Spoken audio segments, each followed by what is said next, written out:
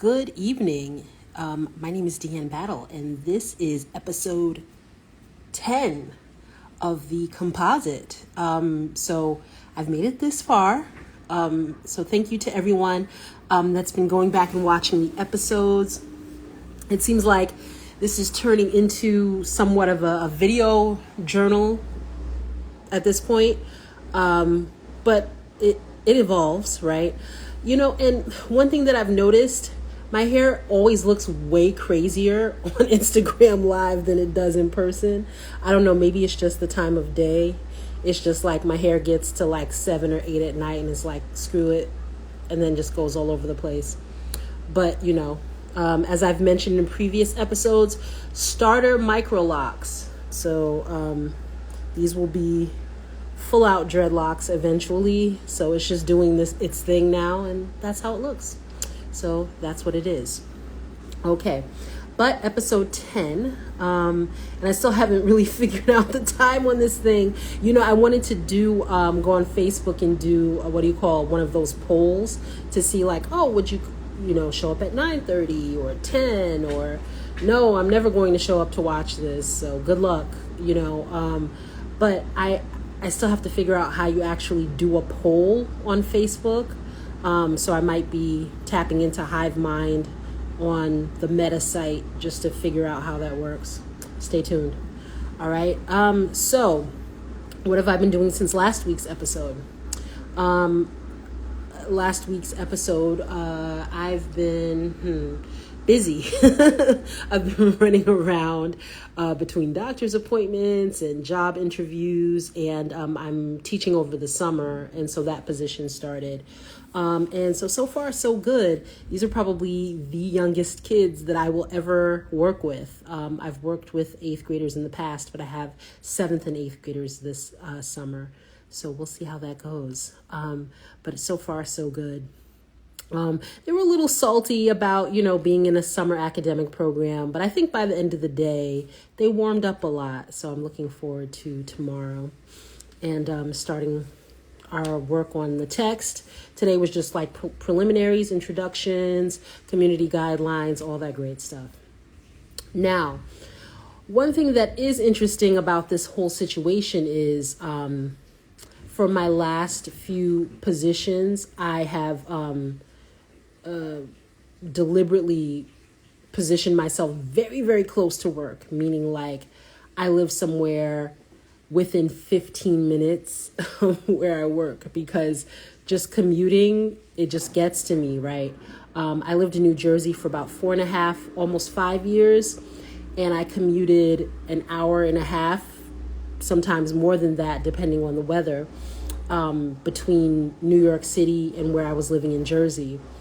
And I always told myself, like, I never wanted to commute that far again because it's super stressful. Even if you think, okay, I know this is going to take me an hour and a half, like I've factored that in.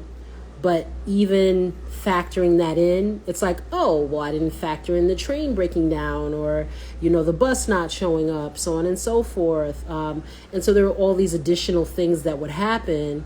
And it's just like, you're telling me I have to factor in over 2 hours either way just to try to like avoid even the minuscule chance of anything bad happening.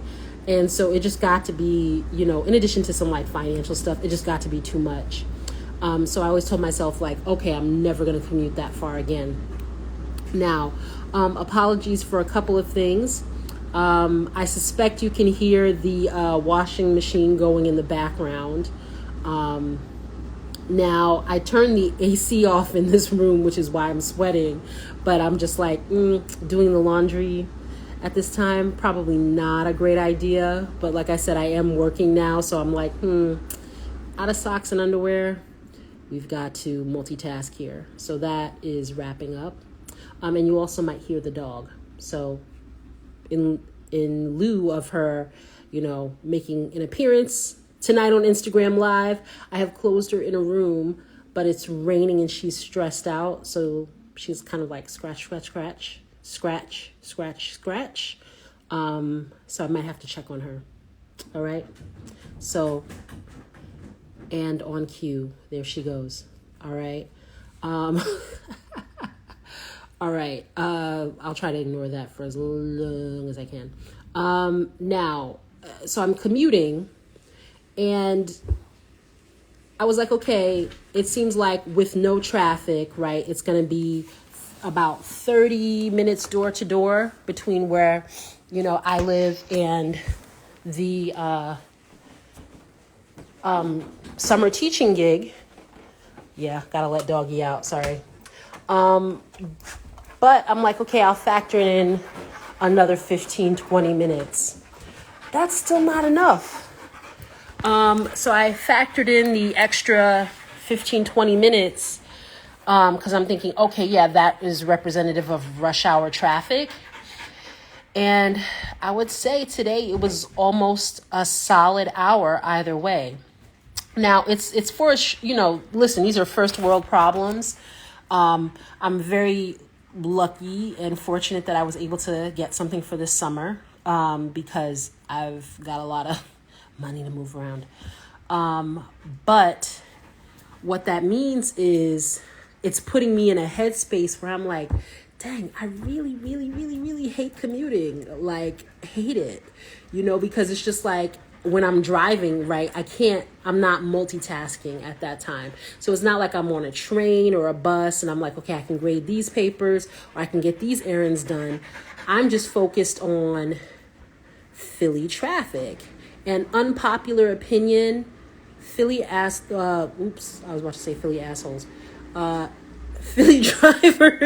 are way more asshole-ish than New York drivers.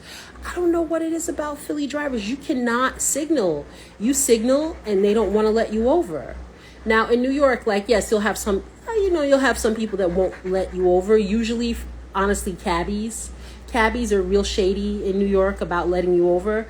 But everybody else usually is like, yeah, go ahead. Just go ahead, right? Philly, it's like you use your light and you signal, they speed up. I'm like, what the hell? What?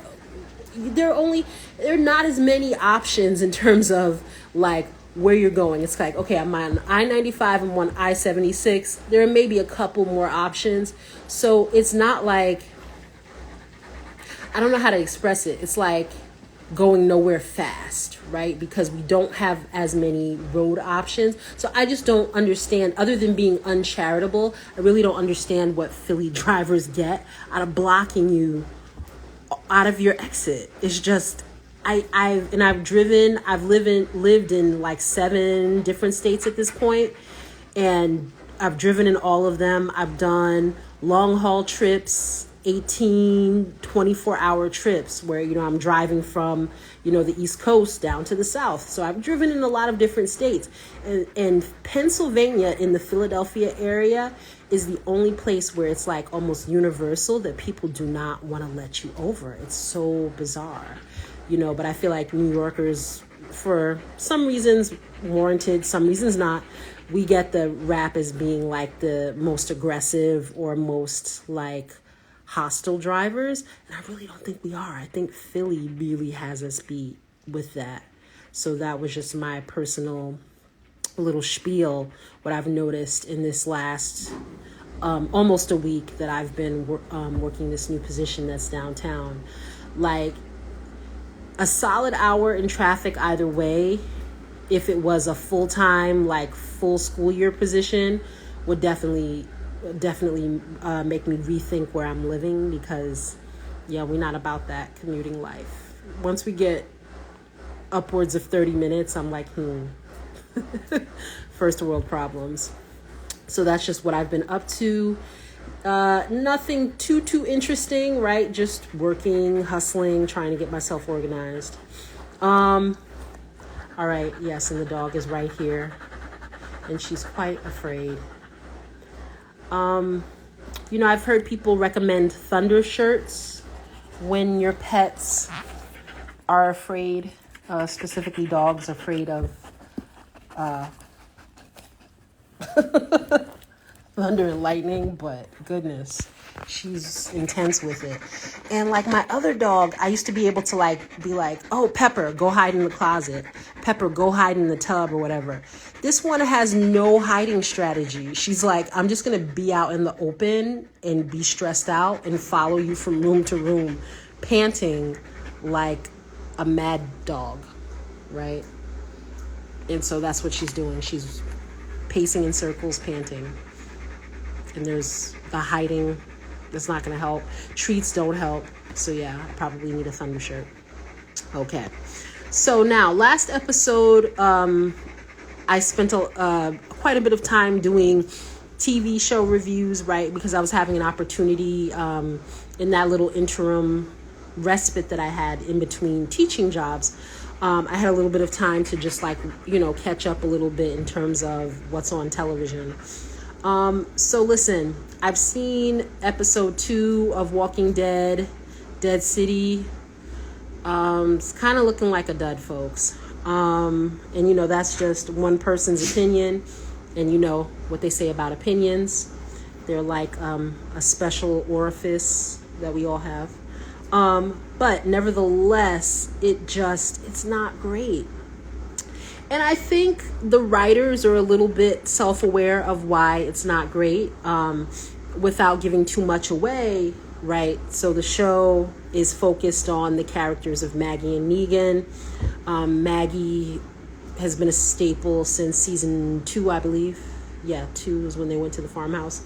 And then Negan entered last episode of season 6 or beginning of season 7, somewhere around there. And so they've both been staples of the show for multiple seasons. And, one of the issues that I've always had is that when you read the comics and you know the Negan character, he just enjoys being evil too damn much to do anything good on a regular basis. And so, I'm like, well, what is his motivation to, be helpful to Maggie, like more than once, right? This dog is literally, she's crawling up my lap. Xena, I'm sorry, sweetie, I can't help you. I can't make it stop raining. Listen, if anybody is looking to adopt like 50 pounds of whatever she is, I think she's a lab and possibly a German Shepherd. This is what I'm working with. It's not great. She's too big for me to push her down. Oh my gosh. She's strong. Help! Okay. This was not how this episode was supposed to go. Okay. So, anyone that is familiar with the Negan character, he gets a kick out of himself. Especially a kick out of himself being his most diabolical. And he has a moment in that second episode where, he gets back into his groove, so to speak. And Maggie's horrified. And it's like, yeah, because this is who he really is. And so I thought it was interesting that the writers kind of went to the heart of the problem with this whole constructed plot. I just wonder how they're going to deal with that. It's not a question of, this character knowing the difference between right and wrong. It's a question of he knows what's wrong and he freaking loves it and he enjoys it. So it's like, well, how do you do that? How do you make that a good guy? And they've really been trying, because I think, everyone, rightly so, enjoys the performance that Jeffrey Dean Morgan has been putting in over the seasons. I mean, he's done a great job with the character, but it's just, I don't really feel it's in realistic territory. Maggie is a vengeful character, and she's been thinking of ways to kill the Negan character, if you're familiar with the story, rightly so, for many years. And so now we're supposed to believe that they're going to team up and fight the good fight. It's a really, really hard sell. So yeah, the second episode, it kind of dragged out. And I mean, I got through it, but I definitely had to pause it a couple of times. So, not looking so good for that. Like I said, I wanted to give it 2 or 3 episodes, but that's 2 episodes in, and I'm like, okay. Now I want to talk a little bit about some movie stuff that I watched over the weekend. As you can see, my calendar is full, right? I have a zesty, lit life here, and that's why I'm catching up on my streaming programming. All right, so over the weekend, saw a couple of things. One was Infinity Pool, which I'll talk about in a bit. And the second one, which I still have like another 30 minutes, is the Super Mario Brothers movie. And, if you know me personally, I tend not to watch animated movies at this point in my life. I mean, part of it is, I don't have kids at this point. But another part is like the way they do the 3D animation versus like the old school Disney painted cartoons. It just, I don't think I ever really made that transition. Now, the exceptions would be Coco, which I really liked, and then I think it's called Inside Out. Hold on a second, let me look it up here.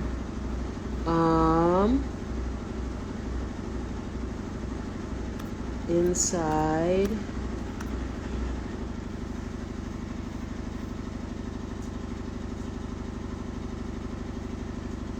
Yeah, Inside Out. Both of those, I enjoyed those, but both of those I started crying because like I'm a big baby. Because I think the message that both of those movies were trying to convey to kids are super important things to learn early on in your life. And I was like, oh wow, there's a message. And so then I started getting overly emotional. But that being said, the writing, it made me overlook the fact that I'm not really as much into that sort of, again, 3D digital animation. I'm not really a huge fan of that. I would prefer to see like anime or just like an old school cartoon. That's me. Womp womp.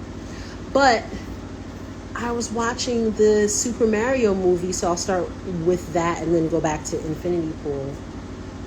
I was like, oh wow, the Mario Brothers movie actually has a plot, and it actually ties in the video games, so the point of the video games, like, hey guys, there's a point to Mario Kart, here's what they're trying to do, and then they made plot elements around that. And then I have to say, Jack Black is always hilarious, with his singing and whatnot.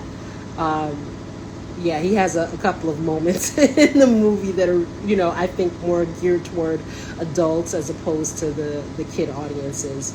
So it's fun, and it was well done. I mean, I wasn't expecting, like cinema, with the Super Mario Brothers movie. But like I said, it was enjoyable. I was surprised. It was late, and I was like, oh, I'll just put something on and then fall asleep.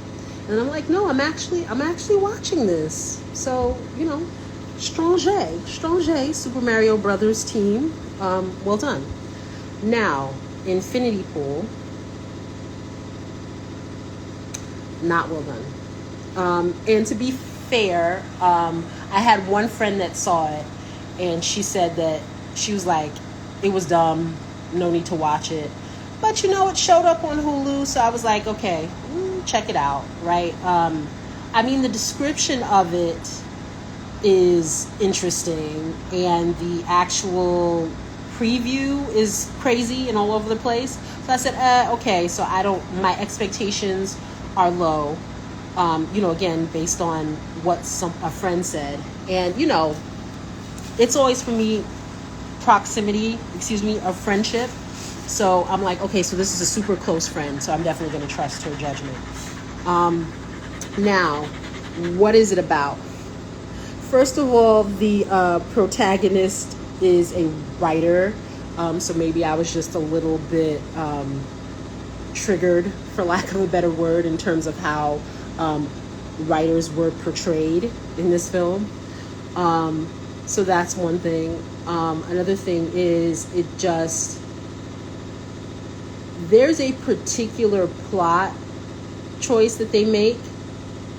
I'm debating whether or not to say anything about this because I don't want to ruin it for someone who does want to see it. So I guess I'll just, card spoiler alert. Spoiler alert. So Alexander Skarsgård, I believe, he plays the lead character, who's a writer, who's not a great writer, and who's currently going through writer's block. So I'm just kind of like, oh, poor Dito. But so his character at one point, just the way the movie is set up, I'm thinking, oh, like these people are setting him up and it's going to be like this human trafficking thing. They're going to kidnap him or something like that, because I think that he's being held at this tourist resort against his will. Do you know this mofo hid his passport? I was like, hold on. There's a lot of crazy shit that just went down in this movie.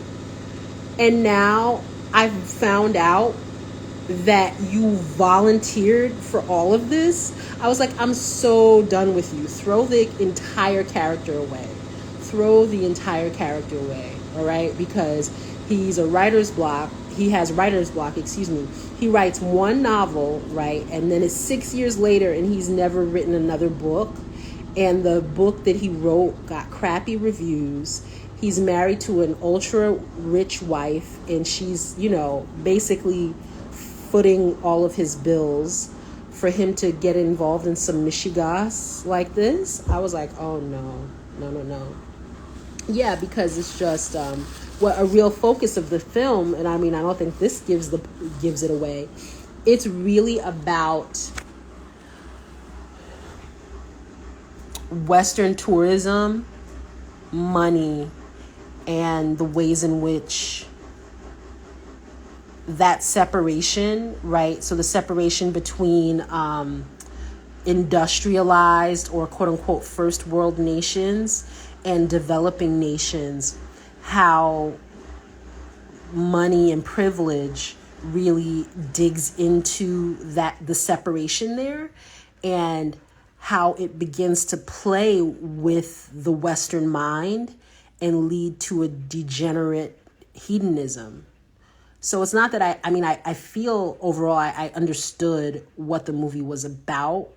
It's just that when none of the characters really have redeeming qualities, it's like, okay, well, I don't really care what happens to this dude at this point. Like, if the people who he was quote unquote friendly with, if they kill him, if his doppelganger kills him, if his wife, because she's sick of paying all his bills, kills him, like, I don't care what happens to you. If you kill yourself, like, it was that sort of thing. It's just, I'm like, to a certain extent, I think the characters need to, in that scenario, a character needs to have at least one redeeming characteristic, and he had none of the traits. It's, oh, do you really love your wife? Or are you really a suffering artist and you really need to like gain your creativity back? He doesn't even try to write the whole time he was there. Like, it's just, why do you exist, sir? What is the point of your life? And I think because I can't really answer that as a viewer of this film, and it seems like he couldn't really answer that as a character, it's like, well, we're at an impasse here, excuse me. And so, sayonara, sir. No one cares. But I did sit through it. But I just was like, wow, someone greenlit this and paid millions of dollars. I think it seems like it was done just for shock value. Like, oh, if you see these actors do this, it will be shocking. And if they do this, it will be shocking. But it's just like, it's not shocking because I don't care about any of these people at all. Or just even like, maybe they're unlikable people in a compelling situation. It's just none of that. So that was a weird one. So, I mean, I'm not saying don't watch it, but Infinity Pool, do not have any expectations. I had low expectations, and that still was too much. So don't have any expectations. Oh my gosh, this dog, poor thing. I'm probably going to hop off soon just because I feel bad that she's struggling and she's just not going to let me do the show. All right. So the last thing that I wanted to touch on here was Russia. Whoa, over the weekend. And so that will date this show, but I'm doing this show on June 26th.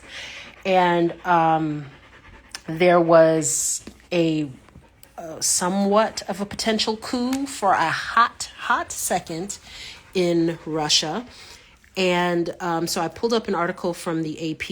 I've been listening to the news on this all weekend because I've been really intrigued. But I just wanted to make sure that, I'm not completely talking out of my asshole. So I pulled up an article here. This is talking about Friday going into Saturday. It says, earlier in the day, the head of the mercenary Wagner group, Yevgeny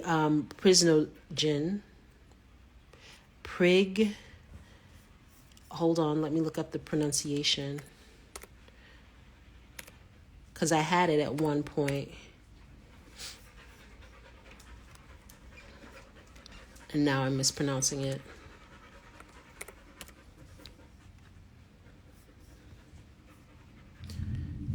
Okay.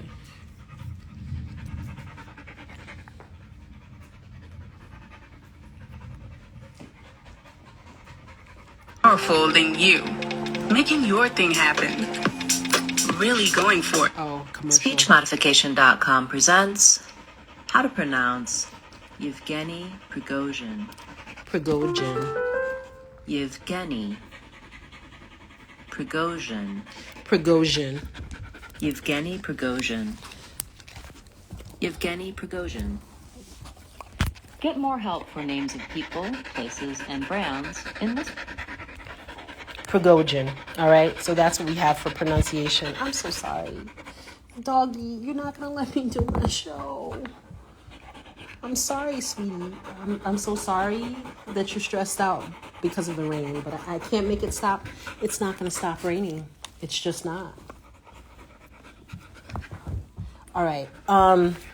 So, yes, early in the day, the head of the mercenary Wagner group, Yevgeny Prigozhin, who led the rebellion, defended his short-lived insurrection. He again taunted Russia's military, but said he hadn't been seeking to stage a coup against Putin.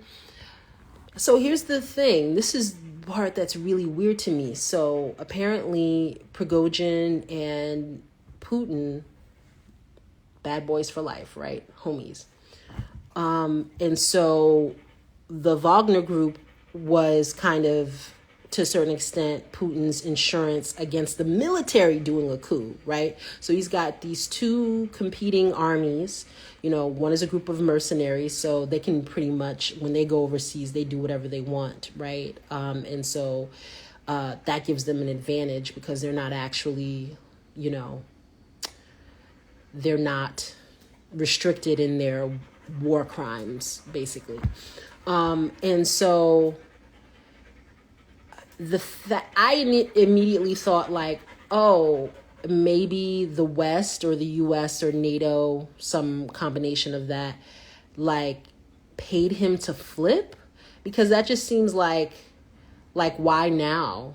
I mean, you're over a year and some change in, and we're supposed to believe like, oh no, I was just marching to show that we need help and that Russia needs to change how it's waging war. It's just like, really? So, excuse me. Pardon me. I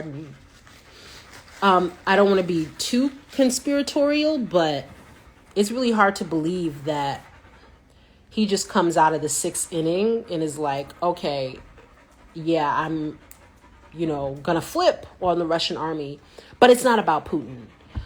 So I was thinking like, okay, maybe there's someone in the West made it lucrative for him somehow, like to go against Putin, or maybe he really did want to supersede his boss and, take over the country. But then he gets about 125 miles within like Moscow and he's like, just kidding. And they turn back around. And now he's supposed to be banished to Belarus. Like, this shit just seems extra crazy, for a war that like no one wanted other than Putin, it seems like. Oh my gosh. Oh, sorry. So for a war that no one wanted, that is just dragging on at this point. Yeah, it does seem like, either they're going to, and I might have said this in a previous episode, either they're going to have to wrap this up before the winter, or that each side is really going to have to dig in their heels and really dig deep for resources, right? Because what we're looking at now is all of the countries that get food, especially grain from Ukraine, that is under a strain globally, right? So that affects all of us. All of the countries that were getting, oil, gas, right, from Russia, from on the energy tip, that it has caused a lot of suffering for them just because they're having to try to find alternate sources or ration out what they have. And it doesn't really seem like that's fully sustainable for another winter. And so, yeah, initially when I heard about all of this stuff happening, I thought, oh, okay, like maybe the West is making a deal with Wagner and they're like, listen, if you flip on Putin, we'll give you X, Y, and Z. But then looking at how quickly he stood down, and then there's supposedly some deal, but it's like, is it a real deal or is it a deal like you're going to sleep with the fishes in 2 weeks? We'll see. It's just geopolitically, I definitely did not have any of that on my bingo card. So that's something that I just wanted to bring up briefly. So, and apparently they're saying that he's been raising a stink internally for a while now, because he's felt as if Lukashenko, who leads the Russian military, has been doing a terrible job. But I just feel like, again, someone who has direct access to Vladimir Putin, there would be different or better ways to convey that feeling to him. And I mean, it's just kind of like the terrible versus the more terrible, because I mean, there's, I don't have a dog in this fight. I mean, they're both doing really, really awful things across the world. But yeah, that moment of betrayal, I don't know if there's a way you come back from that, unless it's like a situation where Putin's like, well, keep your enemies closer, ... Oh, it's funny. In the article here has a video of Biden saying West was not involved in Russia insurrection. He's like, no, dude, wasn't us, dude. Okay, fair enough, Biden. Again, I don't think you need to create a conspiracy, when the truth of the situation is this wild. But it seems like the timing is interesting, right? Because it's still within the first week of summer, in this hemisphere. And so it's like, can we get this wrapped up by Labor Day? I mean, that's literally what it feels like. But I'm not an expert geopolitically by any means. So feel free to correct me. Okay. So what I am going to do, pardon me, scratching my face here, is sign off and try to do something about Scared Puppy. And I'll have to get a little bit more creative, because it seems like the last 2 or 3 times that I've gotten on here, she's wanted to make a debut. Maybe she just needs her own episode. You know, I create an alternate voice, and then it's me interviewing her or something like that. That could have its merits. Not really. But yeah, I want to just attend to her and see what's up. So Super Mario, thumbs up, check it out. Infinity Pool, maybe check it out. In Mystery Science Theater 3000 it, right? Just talk shit at the screen. Walking Dead, Dead City. All right. And this has been episode 10 of The Composite, and I hope you enjoy the rest of your week. I definitely will be on either tomorrow or Wednesday. I want to get into the habit of being on multiple times a week. I've just had a lot going on, so thanks for those who've been checking me out and bearing with me. All right, take care.